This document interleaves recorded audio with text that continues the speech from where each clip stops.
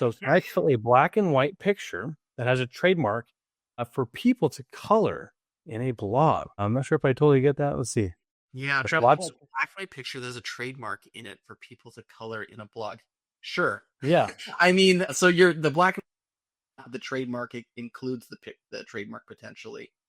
Yeah, there's no reason that people couldn't, I guess, if you had a menu, I'm thinking like if you're a restaurant and you have some like, coloring books or something for the kids and they'll post in one of the black and white pictures, that's fine. There's no concern there. Unless I'm misinterpreting that. What do you think? No, I think that's right. I think if they're talking about of course, a blog, like an electronic website, you're going to put up someone else's logo for people to color. I don't know. Yeah, I'd be curious to know more about the actual situation because it's a bit hard, right?